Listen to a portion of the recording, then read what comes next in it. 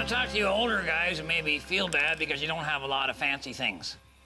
No big mansion on the hill, no fancy six-figure luxury car, no shirts with a collar. You know, when people spend a lot of money on something, they call that conspicuous consumption. I don't understand it. First of all, consumption, I believe, is a disease that took my great-grandmother out of town. And then the last thing I would want to be is conspicuous. You know, that's the reason I dress like this rather than like Liberace. And there's other reasons, too. But to me, the sign of wealth is not how much money you spend, it's how much money you waste. Right? It's like a big house or a fancy car or even art. Well, that has value. That's worth something. You know, that's an investment. You know, that's for cowards. Right?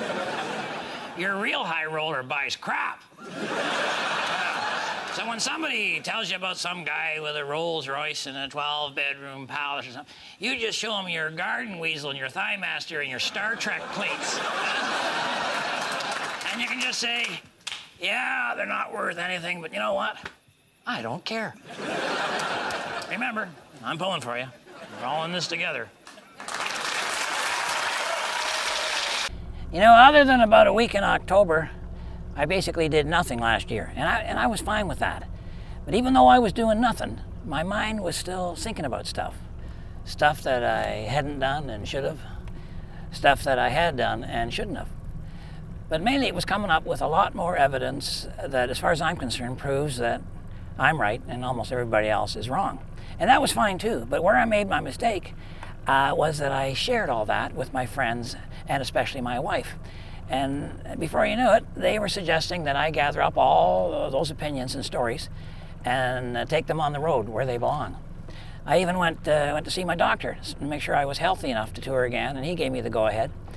He said I probably wouldn't get sick on the road, but even if I did, he'd prefer I was thousands of miles away when it happened. So I put together a brand new show, and I'm calling it I'm Not Old, I'm Ripe.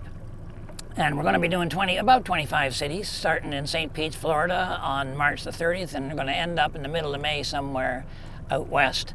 It's basically a lodge meeting, and if you want to find out where I'm going to be and when I'm going to be there, go to redgreen.com, click on the city that's nearest to you. I'm hoping you can all make it, or I'm hoping a few of you can make it. I think it's going to be my best show yet, and if you saw the first two, you know that's certainly doable. So looking forward to a successful tour. Otherwise, my friends and my wife are going to look like idiots. Until then, I'm hoping to see you at the lodge meeting. And meanwhile, keep your stick on the ice.